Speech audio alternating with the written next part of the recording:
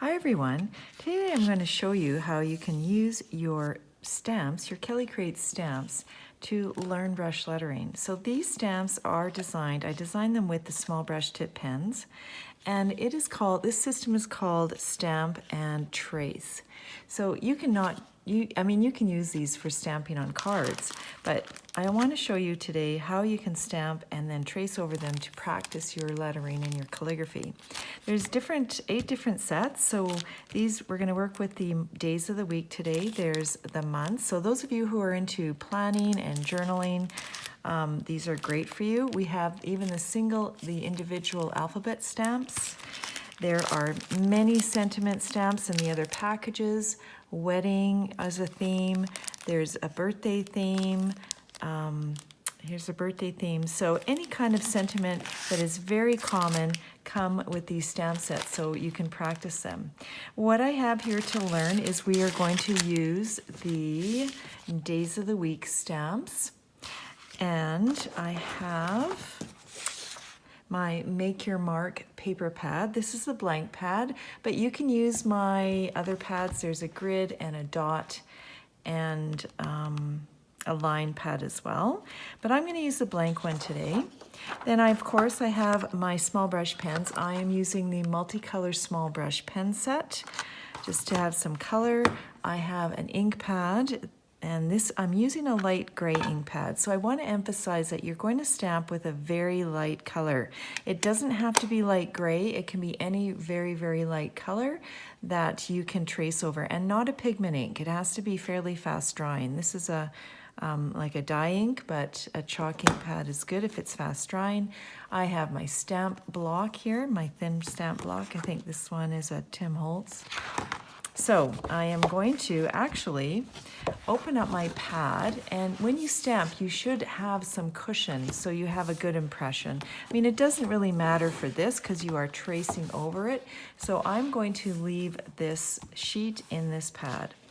And I am going to then take my stamp set, and let's start with Sunday. And I could stamp Sunday as many times as I wanted. I'll line it up, and it's nice to have a stamping block that has lines on it, but you don't need that. So I'm placing this down on my stamp block like this. I'm taking my ink pad, and if you're not familiar with inking and stamping, you place this flat on your surface and you ink it with the ink pad like this, instead of doing this. So this is more accurate in terms of applying the ink evenly by having your stamp already on the table and then applying the ink this way. So let's turn it over, and now the pad is in the way here, so I'm actually not going to make great use of my paper, but I'll just stamp this here, and there you have it. That's how easy it is. So then what I will do is, I could stamp this many, many times, and I want to actually show you that some stamp pads, if you have enough pigment, you don't have to ink it up again. So let's just try to add a second word here.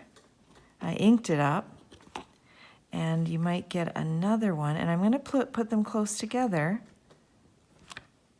And yes, I can see that. Can you see that? So I can probably get 2 generations out of this stamp after one application of ink.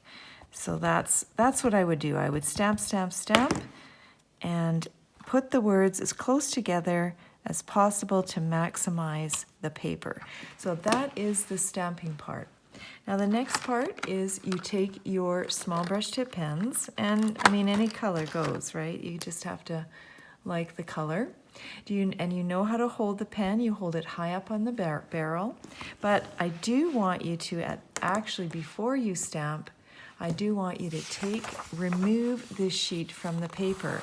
And if you have watched me in any of my other videos, I always recommend that you write on a flat table so your hand isn't falling off this edge to practice. So we are taking the sheet out. Now, did you see what I did with this paper pad? It is perforated, but to get a clean cut, instead of bending the paper, I just put my finger underneath like this on the edge, and I run it across through like this to make a crease against this edge here. Now I'm going to gently pull it out, and the micro perforations work nicely for that. And I will place it flat on my table. Okay, now I have nothing to bother my edge. I don't have an edge here, and now I can actually trace and practice.